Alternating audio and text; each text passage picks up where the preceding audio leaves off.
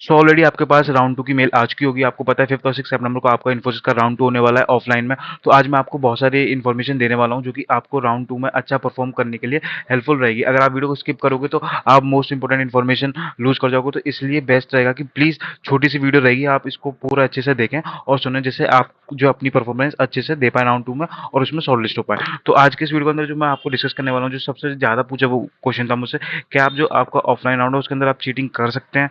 जो आपको खुद का लैपटॉप लाना है उधर, और जो आपका इंटरव्यू का वो उसी दिन होगा, राउंड 2 की कट ऑफ क्या रहेगी, और जो आपका डिफिकल्टी लेवल है राउंड 2 का वो कैसा रहने वाला है, और लास्ट 10 डेज में आपको क्या प्रिपेयर करना चाहिए जिससे आप जो है राउंड 2 को क्रैक कर लें।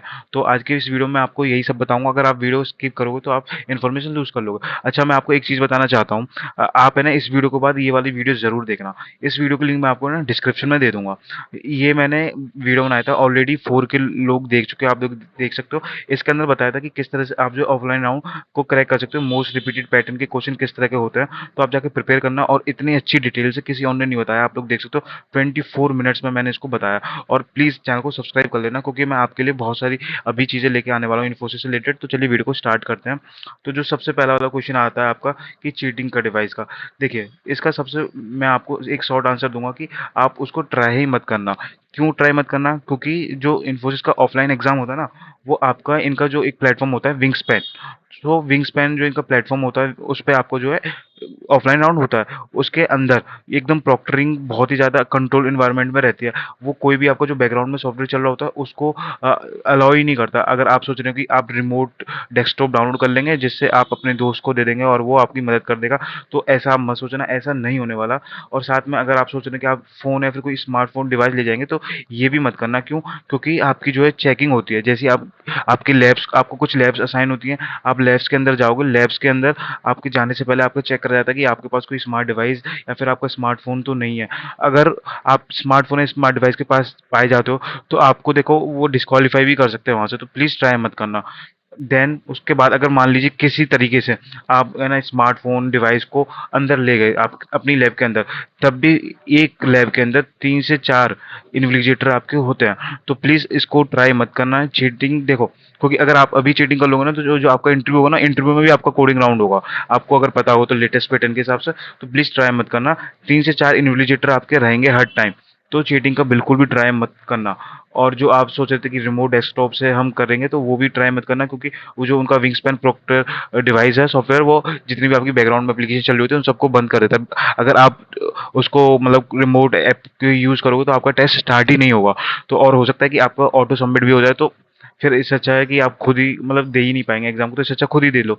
तो चलिए अब बात करते हैं कि आपको जो है आपका खुद का लैपटॉप लेके जाना है या नहीं लेके जाना। देखो, आपको आपका खुद का लैपटॉप लेके नहीं जाना। वहाँ पे आपको डेडिकेटेड आपका वो दिया जाएगा, एक लैब आपको असाइन होगी, और लैब्स के अंदर सिस्टम होंगे, उनके ही सिस्टम होंगे। तो आपको उनका या लैपटॉप ही यूज़ करना है। आपको खुद का लैपटॉप लेके जाने की नहीं, आप लेके जा सकते हो, लेकिन जो आपका टेस्ट होगा वो उनके सिस्टम पर ही होगा जो सेंटर आपको असाइन है। तो आपको दूसरे की नीड नहीं है। देन बात करते हैं आपके इंटरव्यू टाइमिंग। देखो, काफ़ी लोगों को सेम ये डाउट है कि क्या सेम डे पे आपका इंटरव्यू होगा। तो इसका आंसर है नहीं, आपका सेम डे पे इंटरव्यू नहीं होगा। आपका राउंड 2 जैसे कंडक्ट हो जाएगा, मिनिमम मैं बता रहा हूँ 7 डेज इतने तो आपके लगेंगे आपके इंटरव्यू के लिए होने के लिए। तो ऐसा नहीं है कि आपका जिस दिन आप वो दे रहे हो, आप आपका इंटरव्यू दे रहे हो, सॉरी आप आपका राउंड 2 दे रहे हो कोडिंग का, और आपका इंटरव्यू कंडक्ट हो जाएगा, ऐसा नहीं होगा। आपको पहले राउंड 2 क्लियर करना होगा, राउंड 2 का आपका रिजल्ट आएगा, देन आपको उसमें बता दिया जाएगा कि आप इंटरव्यू के लिए शॉर्टलिस्ट हो या नहीं। देन आपका इंटरव्यू होगा। तो मिनिमम 7 डेज है, और मैक्सिमम, देखो मैक्सिमम वो डिपेंड करता है इन्फोसिस पे। वो चाहे तो 1 महीने भी कर सकती है, 2 महीने भी कर सकती है इसको, लेकिन मिनिमम 7 डेज आपका रहता ही है। ये जो काफ़ी लोगों का डाउट आ रहा था कभी कमेंट में। अच्छा, प्लीज़ चैनल को सब्सक्राइब कर लेना, क्योंकि मैं अभी है ना PYQ सीरीज भी लाऊंगा आप लोगों के लिए, जिसमें जो इन्फोसिस के प्रीवियस ईयर क्वेश्चन आए हैं ऑफ कैंपस, तो वो सब मैं डिस्कस करूंगा। अच्छा, बात कर लेते हैं अभी कट ऑफ और क्वेश्चन लेवल किस तरह का आपको रहने वाला है इसके अंदर। देखो, मैं आपको एक चीज़ बताता हूँ, आपको 12 टेस्ट केसेस मिलते हैं, जिसमें से 12 आपके ये हिडन टेस्ट केसेस होते हैं, और 3 टेस्ट केसेस होते हैं आपके जो आपके पब्लिक होते हैं। पब्लिक वालों की कोई मार्किंग नहीं होती। आप लोग सोच रहे हो कि आपने पब्लिक टेस्ट केस पास करा दिए, 3 टेस्ट केस पास हो गए, नहीं, ऐसा नहीं है। जब आप सबमिट पे क्लिक करते हो ना, तो आपके 12 टेस्ट केस रन होते हैं, जो कि हिडन होते हैं। जो पास होते हैं उसके ऊपर आपकी मार्किंग होती है। ये 3 पब्लिक टेस्ट केस पे आपकी मार्किंग नहीं होती, तो इस चीज़ का आप ध्यान रखना। जो आपके हिडन टेस्ट केस होते हैं, उस पे मार्किंग होती है। तो अब बात करें कट ऑफ की, तो आपको कट ऑफ 1.8 क्वेश्चन मीन्स एक क्वेश्चन कंप्लीट और दूसरा क्वेश्चन के आपके 8 टेस्ट केसेस पास कर देंगे ना, तो आप 100% शॉर्टलिस्ट हो जाओगे इंटरव्यू राउंड के लिए, अगर आपने इतना कर लिया। अच्छा, कुछ कुछ केसेस में हो सकता है कि 1.5 पे भी हो जाए, लेकिन 1.8 आपका सेफ स्कोर है, 100% ये कंफर्म है कि आप इस पे शॉर्टलिस्ट हो जाओगे। अनटिल अनलेस आप कोई मेल प्रैक्टिस नहीं करते राउंड टू के टाइम, तो आप डिस्क्वालीफाई नहीं होते, तो आप जो है राउंड टू के मतलब इंटरव्यू के लिए आप शॉर्टलिस्ट हो जाओगे। अब बात करते हैं कि जो लेवल ऑफ क्वेश्चन किस तरह का रहने वाला है आपका। देखिए, अच्छा आपको ये भी है कि जो बाकी रोल होते हैं, जैसे एसपी में आपका L1 L2 L3 रोल होगा, तो वो कैसे मिलेगा। देखिए, अभी लास्ट ईयर तक क्या होता था कि अगर आप 1.8 क्वेश्चन कर रहे थे, तो आपको डीएससी रोल मिल जा रहा था। अगर आप 2 क्वेश्चन कर रहे थे, तो आपको L1 मिल जाता था। अगर आपको L2 के लिए 2.5 क्वेश्चन आपको सॉल्व करने पड़ते थे, और L3 के लिए आपको 3 क्वेश्चन सॉल्व करने थे। टोटल 4 क्वेश्चन आपको देखने को मिलेंगे। 4 क्वेश्चन में से आप अगर इतने सॉल्व करते थे, तो आपको ये सब रूल मिल रहे थे। लेकिन अभी क्या करा है इन्फोसिस ने, काफ़ी मतलब पैटर्न चेंज कर दिया। अभी वो आपको शॉर्ट लिस्ट में आपका रोल ही नहीं मेंशन कर रहे। अभी उनका बोलना है कि जो अब आपका जो फाइनल रोल है ना, उसमें आपका इंटरव्यू का भी काफ़ी ज़्यादा इंपॉर्टेंस रहेगा। तो ऐसा भी हो सकता है, जैसे मान लीजिए अगर आपने 1.8 टेस्ट क्वेश्चन सॉल्व करे, और जैसा आपका जो रोल तो डीएस ही रहेगा, लेकिन इंटरव्यू में जाके आप अच्छा परफॉर्म कर देते ना, तो हो सकता है आपको L1 रोल भी मिल जाए। ज़्यादा अपग्रेड नहीं होगा, एक रोल तक आपका मैक्सिमम जा सकता है, उससे ज़्यादा रोल नहीं जाएगा। तो इस चीज़ का आप ध्यान रखना। तो इस तरह से आपको प्रिपेयर करना है। तो अभी जो है आपको जब शॉर्टलिस्ट होगा ना आप राउंड 2 के बाद, उसमें आपका रोल मेंशन नहीं करेंगे वो लोग। आपका सिर्फ इतना मेंशन होगा कि आप रो एसपी, आपका एसपी कॉमा डीएससी, इस तरह से आपका शॉर्ट लिस्टिंग का आपका राउंड 2 की मेल आएगी, उसमें आपका रोल मेंशन नहीं करा जाएगा।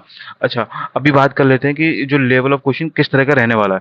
लेवल ऑफ क्वेश्चन आपने जब राउंड 1 दिया था ऑनलाइन, देखिए 90% वैसा ही रहेगा, उससे हार्ड आपका नहीं जाएगा। वैसे भी इन्फोसिस का जो ओए होता है, असेसमेंट होता है, बहुत ज़्यादा हार्ड होता है। उससे आपको लोअर ही देखने को मिलेगा, हाई उससे नहीं जाएगा।